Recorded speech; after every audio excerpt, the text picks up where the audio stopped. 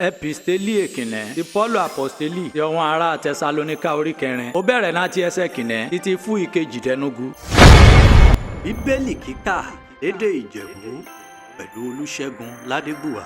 Ǹjẹ́ nákòtán ara àwa ń bẹ̀rẹ̀ àbádẹ́ ń gbà rẹ̀ níyànjú nínú Jésù Kristi Olódùmarè fọ́ bẹ̀rẹ̀ ti gbà náwó ẹni gẹ́gẹ́ bóun ti yẹ kẹ́ máa rìn àti bẹ́ẹ̀ ṣe lè máa wu Ọlọ́run Olódùmarè á gẹ́gẹ́ bẹ́ẹ̀ ti rìn bẹ́ẹ̀ lè máa pọ̀ síwájú sí nítorí ẹ̀mẹ̀ mọ́ lọ́kọ̀ àṣẹ ra àti parun látọ̀dọ̀ Jésù Olódùmarè kúdàvọ́ fúwèrí ìfẹ́ Ọlọ́run àwù wà ní mímọ́ rẹ̀ bọ́kẹ́mẹ́ lè ta kété sí àgbèrè kí olúkúlùkù rẹ̀ lè mọ̀ ohun tí bójúmú ti máa kó ohun èlò rẹ̀ nú jánu ní ìwà mímọ́ àti ní ọlá èsì nínú ìfẹ́kúfẹ̀ẹ́ gẹ́gẹ́ bí àwọn kèfèrí léèmọ̀ Ọlọ́run Olódùmarè ti ń ṣe ọ́nìkọ́ni má ṣùrè kọjá ó má dẹ̀ lu arákùnrin rẹ̀ lì jìbìtì kúdàvọ́ Ọlọ́run Olódùmarè rí olùgbẹ̀san nínú dédé run yìí gẹ́gẹ́ bá àti kìlọ̀ mẹtẹlẹ́rì ráàdẹ́ jẹ́rìí pẹ̀lú nítorí Ọlọ́run Olódùmarè é pè wá ń wà òjẹ̀gbẹ́n ṣùgbọ́n ní ìwà mímọ́ ṣùdánẹ́ ọ́nìkọ́ni rè bá dẹ́kọ̀ ékọ̀ ònìyàn bí kò ṣe Ọlọ́run Olódùmarè rò ń kọ́ ìyẹn onírè fún ẹ̀mí mímọ́ rẹ̀ lẹ́ni pẹ̀lú ṣùgbọ́n ní ti ìfẹ́ ọ̀wọ́n ara ó nílò fọkọ́nìkọ́ni tó kọ̀wé rẹ̀ nítorí ọ̀vọ́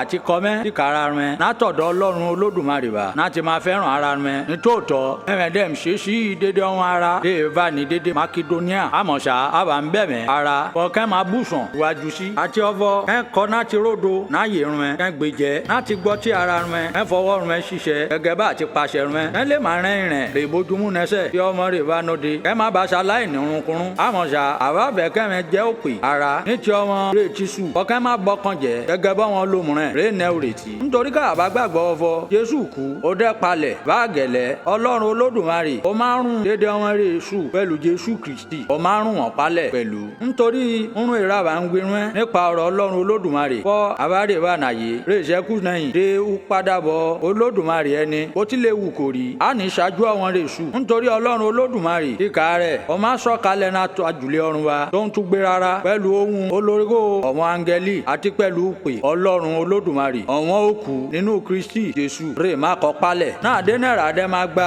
àbárè wa náàyè rè ṣẹ́kù nẹ́yìn sókè pẹ̀lú wọn inú àwọ̀sán mọ́ láti pàdé Ọlọ́run Olódùmarè lójú òfurufú báàrà dẹ́ máa wà títí náà lọ́dọ̀ Ọlọ́run Olódùmarè ṣùdánẹ́ ẹ máa fún ọ̀rọ̀ yìí ẹ fún máa tú ara rẹ nínú Olódùmarè kó bùsì gbígbọ́ àti kíkà ọ̀rọ̀ rẹ̀ àmín.